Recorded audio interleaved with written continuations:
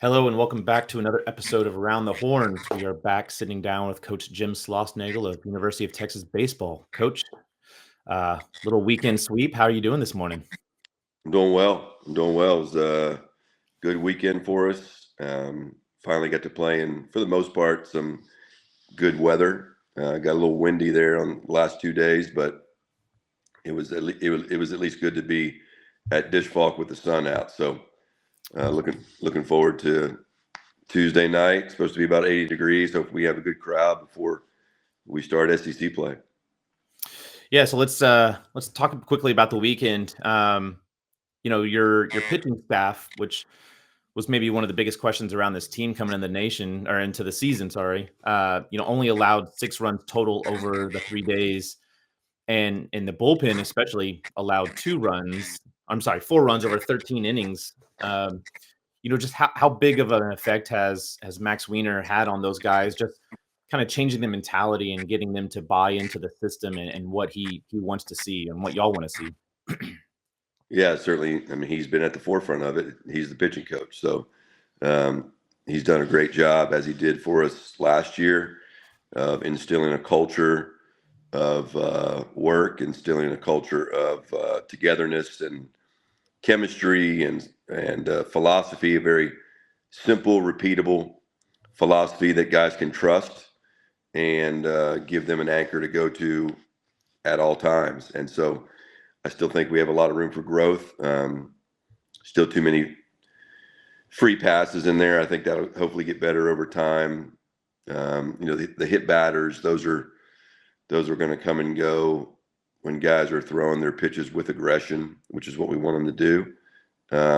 But he's done a really nice job, especially, with some guys like Luke Harrison, who, and Max Grubbs, guys, we weren't sure what direction their career was going to go. And Spencer turning him into at least to this point, a bona fide starter. And then there are some younger guys and some guys in that bullpen that haven't gotten to pitch as much that are also getting better. So Max is outstanding. That's why he's here. That's why I wanted him to be here with me.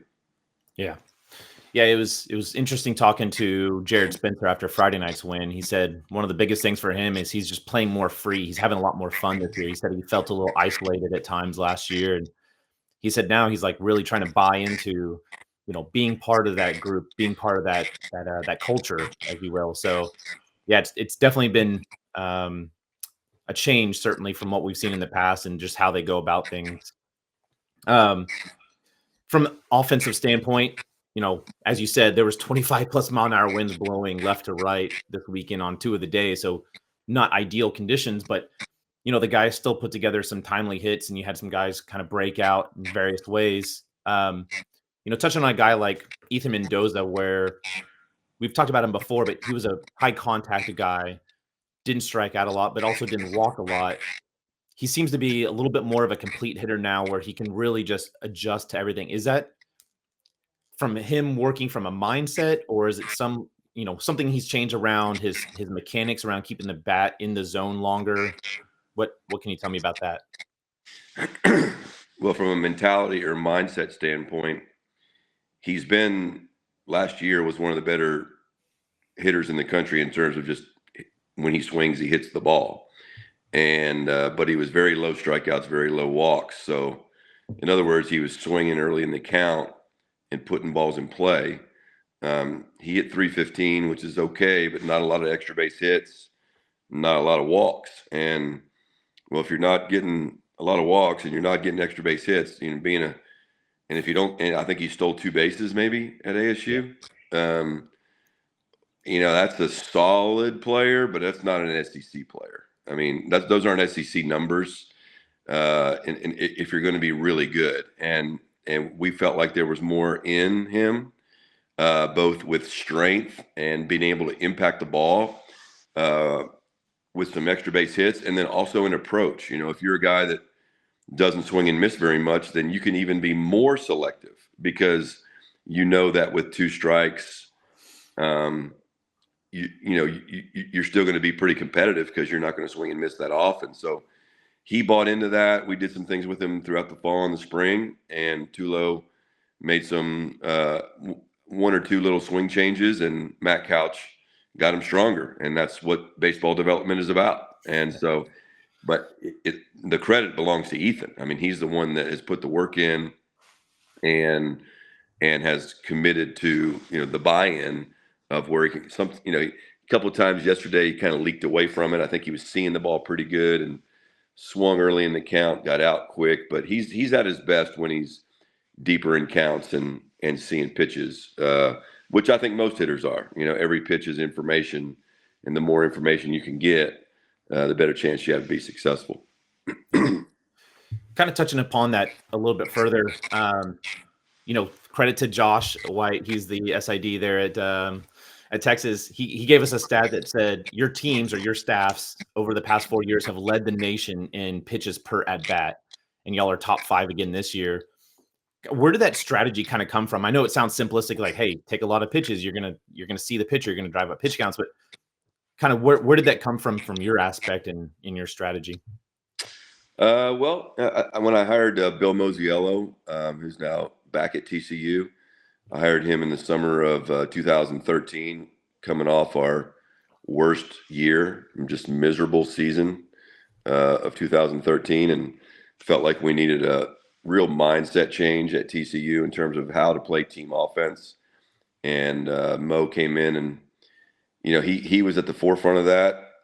We've modified it some and put our own spin on it, but we went to 4 straight College World Series, and then it just has continually evolved into, when you look at the best hitters in baseball, for the most part, to the major leagues, the guys that do the best, they actually swing the least, but when they do swing, they do the most damage. So it's actually not a philosophy built on no good hitter goes to home plate looking to walk. It's just about getting your pitch and understanding.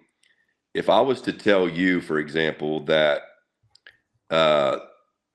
we were going to throw 49% strikes on the mound this year, how would you feel about that? I'd say it's a little low if you're just throwing strikes. I mean, from a strike to ball ratio, but that would lead the SEC by far. Okay. College pitchers don't throw strikes for the most part. Okay. And that they actually don't. Now some will be more than others, but in today's era of college baseball, especially in the SEC, where we have good umpires who are held accountable to the TrackMan strike zone, which is very tight for amateur baseball, the best hitters then can control the strike zone, make the pitcher bring the ball into the strike zone, and then get off your best swing. And so, and if you have some big, strong guys, then when you do swing, you want to impact the ball. So when we can get a team to fully buy into that, then you're going to see that statistic you're talking about drive up. And especially in the course of a 3-game series, right? If you can see more pitches, get deeper into bullpens earlier in a weekend, then sometimes that can help you in the 3rd game. But I mean, we could talk about this for a very long time, but when you just look at the numbers and how little pitchers actually throw strikes in the strike zone. So if you can, I shouldn't say strikes, I guess in zone, right? A strike would be swinging at a pitch that's out of the strike zone.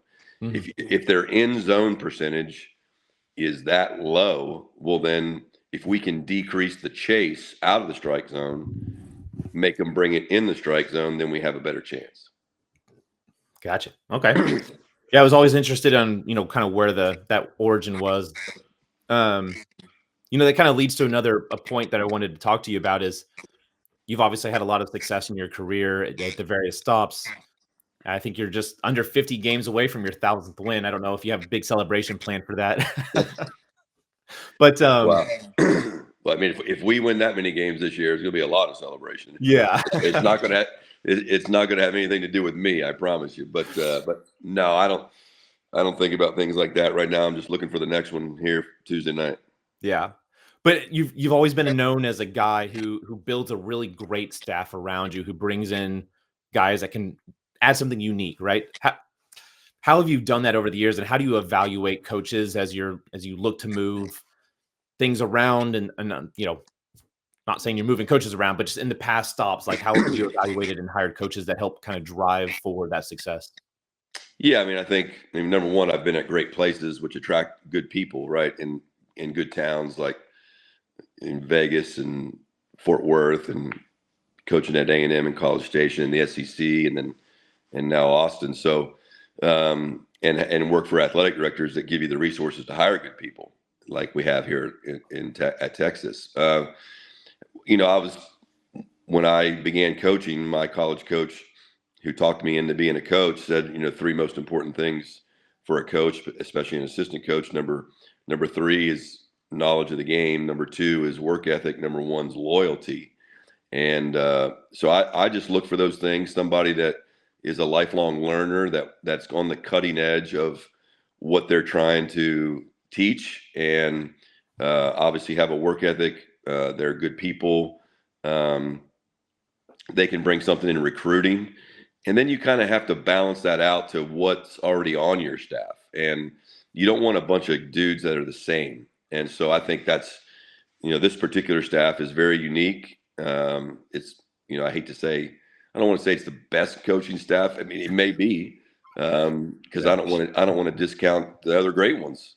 But Tulo is as bought into what we're trying to do, especially in the mental game. He's the first hitting coach that I've had that is all in. I've had some that are, excuse me, somewhat in, but he's the first one that's all in the way I'm all in on the mental game and routines and visualization and all of those things that we spend time on, as is Max. And then have Nolan and I have been working together now 4 years. And so it really is a cohesive group. And so I think, and then I think the last thing is, I want coaches that are like what I would say upwardly mobile. Like they want to be head coaches. And it's like a player who wants to get drafted.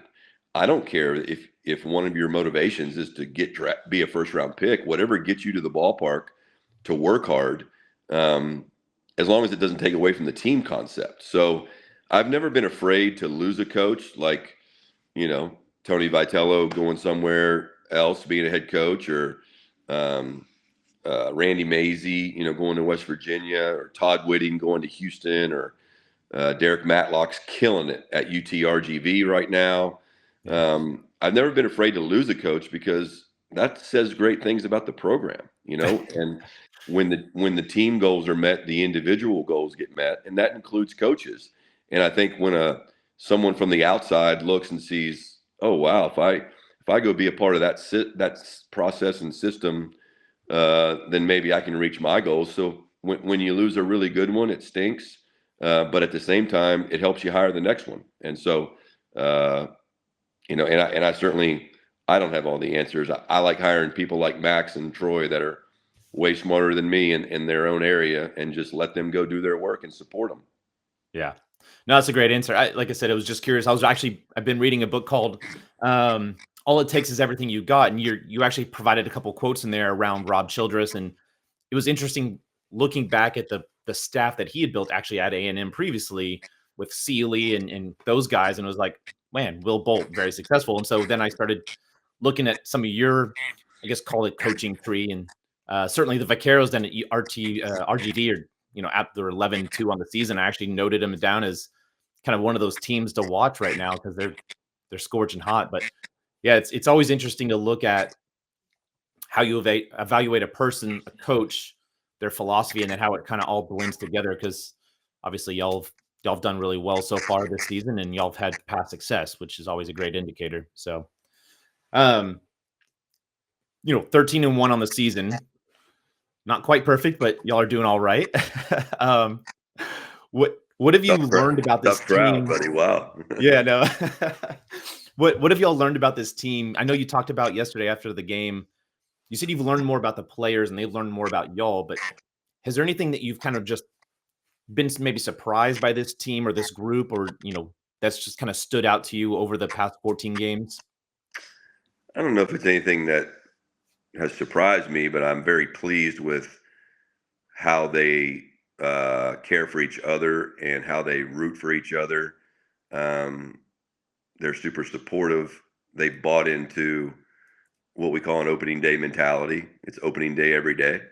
And I really appreciate them continuing to develop the language, what I would call the language of our program, right? So when you hear our pitchers get interviewed after a game and they're repeating the things that Max is teaching, or when you hear guys talking about opening day or, playing the game one pitch at a time, language and body language reflects buy-in. And it can, every now and then I'll see it where it's not reflective and we have to address that. But for the most part, these guys have done a really good job. Now, we don't want to be front runners. And so, we have had some success since really, I mean, we played the first game of the season was a great game too. I mean, we just happened to lose. We just happened to lose that one. But all of the stuff I just talked about, that gets tested when you get punched in the mouth. And I hope we win them all. I mean, that's the goal. But you and I both know that's not going to happen. And there's going to be adversity, and there's going to be Pat Riley, the basketball coach, used to call them lightning bolts. There's going to be lightning bolts that happen during the season. Hopefully they're not injuries, but I mean, we're dealing with one right now with Mercer where we would like to get him back. But after Tuesday night, things are going to get incredibly uncomfortable. In other words, you're going to go to Starkville, Mississippi. The weather doesn't look great. The fans are great. The atmosphere is amazing. Mississippi State obviously has a great team. But you're going to get super regional baseball 10 consecutive weekends. And our fans need to be prepared for that too. They need to be ready to roll so that when we do get home games, or if they're able to travel, that they're there, because this is going to take a program effort. It's not just a team effort. It's a program effort, and that includes the fans. So, but yeah, I'm excited about just how cohesive they've been to this point. The challenge is going to be sticking with that as we go through the season. Yeah, I thought it was really telling yesterday when talking to Dylan Valancis after the game, and he said, just kind of jokingly, he's like, "Yeah, I go talk to Luke Harrison, and Jared Spencer all the time. I probably ask them way too many questions." And to kind of see that mindset of like, hey, they have something to offer. They can tell me how I can get better, even if we're not similar profiles and we're not throwing the same thing. It's that every day, just get a little bit better and buy in with the team. That was really cool to see. So, I know we've been on for a little bit, so I'll let you get back. I know you've got some work to do, but the one last crazy question off the cuff. What are your thoughts on the shift? I know MLB is, banned it essentially, but typically it starts at the top and always rolls downhill. So I'm assuming one day we'll see it go away, but it's obviously a useful tool. We see it used against y'all, and y'all use it at times. Yeah, I mean, I am for basically whatever Major League Baseball does in general. I think we should reflect that. I'm not on the bigger bases. I think we have enough stolen bases opportunities in college baseball. Yeah. I do like the double base from a safety standpoint. There are a lot of coaches that want to keep the shifts in college baseball because they think there's too much offense. I just feel like our game at our level, elite Division I baseball, should mirror Major League Baseball or professional baseball. So we certainly use it a lot. The data, having that is very, very helpful. But I'm pretty much a baseball purist. So I would, if it was up to me at the end of the day, I would probably get rid of the shift. I would have the same rules where the shortstop and the second baseman, the players could only go to certain spots. Yeah, makes sense. Yeah, I'm the same way. I get it. Like, I look at analytics and stats all the time, and just hit versus pull and all that. But as you said, baseball purist, like, I like to see a player being positioned where he is. So, and also writing 5/4 or 3/4, whatever else in the stat book, just drives me crazy. So yeah, it's and it's it's interesting. We're almost to the point, and that's maybe at some point when we talk, we can talk. The deeper you get into a season, the more information people have on you, and especially in the SEC. So somebody asked me about, like a guy like A-Rod getting off to a hot start. It's kind of like a major league player, a rookie getting called up to the big leagues. They usually do really well kind of right out of the gate. And then all of a sudden, there's more information. And so it's a constant game of compensating and adjusting and getting better throughout the course of the season. And the analytics really reveal what you need to get better at. Yeah, I think the other interesting stat that Josh and I had talked about previously, I think you gave him actually, was around freshmen in the SEC getting 50 at bats, and how small that number and percentage actually was, just because you've got obviously COVID threw things for a loop, but you've got all these much older guys and they're playing at an elite level, and the development is just makes it really tough on freshmen. So yeah, I mean, the biggest jump in a player's career is from high school to elite Division I baseball. It's not from elite Division I baseball to professional baseball. It's a jump, obviously, but it's not as big. I mean, you're talking about. I mean, Adrian's supposed to be in high school. He's younger, and so that jump is just so massive, and the talent's so good. Very, very few freshmen can do it. I mean, they can't even get on the field, much less produce, and that's frustrating. Like, we have some young freshman position players in the program that I think at some point are going to be good players. Actually, Jonah Williams has actually looked really good lately. It's just a matter of finding space for him. But it's not about just looking better. It's like, are you going to be able to compete in this league? And I have to use my best judgment on the long-term future of the player, right? Do you want to burn a year of eligibility on a player for less than 20 at bats? Jonah's different because he's a football guy, and if he continues to evolve as a football player, who knows if he's going to be in college in 3 years. He might be in the NFL, or he might be in Major League Baseball or professional baseball. But it's just so hard. And freshmen and parents, they think their kid's going to be the one, and every now and then they are. But if they'll just allow the development to occur, they'll turn out pretty good players. Yeah. On Jonah, I assume that the progress has been really good from his standpoint, coming back from the shoulder injury and being able to throw again. I know he's been cleared for a little while now.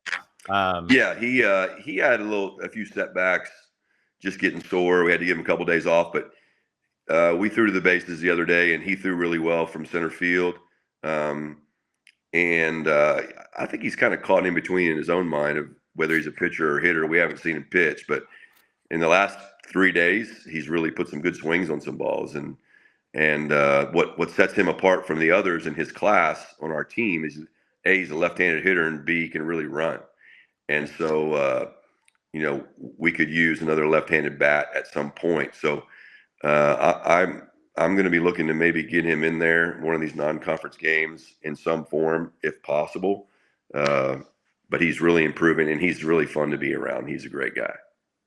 Yeah, I think one of the things, obviously I'm not in the dugout with y'all, but watching the team very closely and being around the program, it's always great to see him. He's on the top step. He's always encouraging the guys. He's down there towards y'all at the, towards the entrance of the dugout, and making sure that he's really engaged. And you don't always see that with those two-way players that, they're there, but they're kind of caught in between the love of two different sports. And he seems like he's just really one of those kind of, unique personalities to have around the team.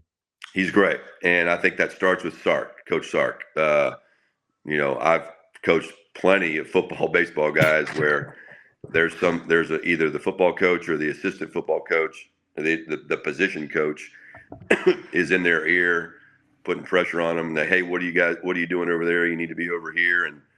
And Sark from day one has been, oh no, man, he's a baseball player until it's, spring practice. We're going to have to work through some things, but he's been super supportive, and that I think that clears Jonah's mind to where he can be all in as a baseball player, and we love having him around, and hope that he can evolve into being able to help us this year. Awesome. Well, I'll let you get out of here, but just a reminder, Texas is taking on UT Arlington, the Mavericks, on Tuesday, which is tomorrow at 6:30. So 80-degree weather at the Dish, beautiful springtime. So get out and support the Horns. All right. Have a great day. Appreciate you, Coach. Welcome.